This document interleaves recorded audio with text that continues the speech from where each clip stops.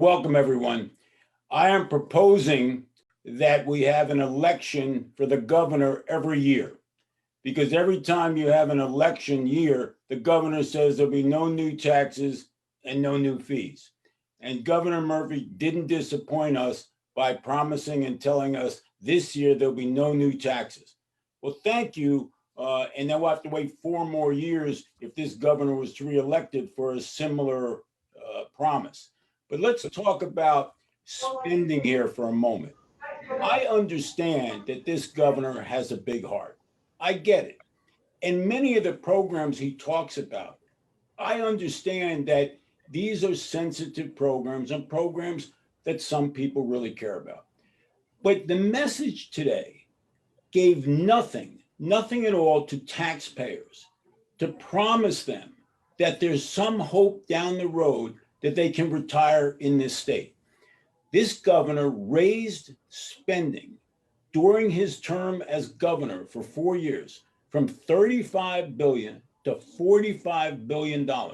That's a 30% increase over his term as governor. This year, he raises spending by 11%. And here's the crazy part. I get all the promises and how he's going to help everyone, but he's borrowing $4 billion to do that. So in a year that we've had a pandemic, a year where small businesses are dying, he is borrowing money to increase spending in programs and to create new programs. This is exactly the difference between Democrats and Republicans. Governor Murphy believes that the solutions for New Jersey is more programs, more government spending. He believes that government is the solution, that government will solve all our problems. What he did not recognize is we are still the #1 exit state, that people are so worried about paying their bills, and they know that they can't stay here. Not one word about those people who are exiting the state. Not one indication of what the future holds for those people. It's program after program after program. We're going to solve every problem in the state. I'll rely on individual people. I'll rely on proprietors who run small businesses. I'll rely on the families over government. On that, I'll turn this over to our budget officer, Hal Wirths.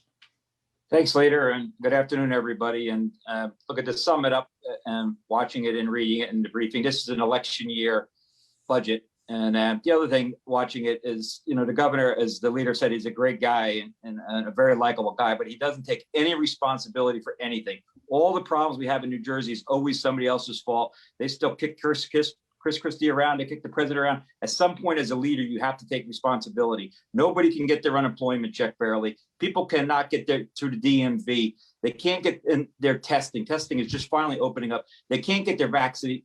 The whole infrastructure is like a third world country trying to process the most basic needs of the people. Never any mention and always ready to blame and blaming somebody else. And to have a budget go up $4.5 billion during a horrific pandemic. The governor also said there's no smoke and mirrors. To be honest with you, it was so smoky, I barely could see him. It was, you're borrowing. Who goes out and borrows $4.5 billion? They put it in the budget. We got $2 billion of Federal CARES Act. I mean, what household, what business had increased revenue of 11%? That's what we're spending from last year. Nobody. The answer is nobody.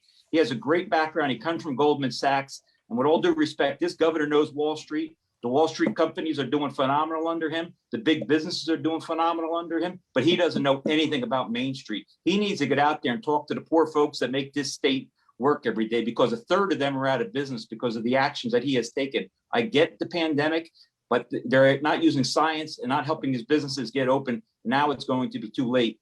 And so to have a budget where you have over $2 billion, you went out and borrowed $4 billion, it's a fake budget. The whole budget is kind of a scam. And the most offensive part was the smoke and mirrors, because this is a smoke and mirrors budget to have that kind of borrowing. And the bottom line is, they would let us all along. The Republicans kept saying we expected revenue to be higher. No, it's the worst times. Revenue is going to be horrific.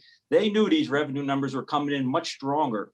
$3 billion stronger. We could have paid the bills without that additional borrowing. Now, anybody who goes out and gets a home equity loan for $100,000 and puts it in the bank and tells their family, I got $100,000 in savings. Nobody believes that. That's what we've done here. We took this budget as on borrowed dollars, and it's a 13-year bonding. The reason we are in this problem, the reason we're the most overtaxed, the highest property taxes in the nation, is because we borrowed to create this problem and we spent into this problem. So I was disappointed that there was nothing in here to help the small businesses. That CARES Act money that we got from the federal government, most of it should have gone to the small businesses.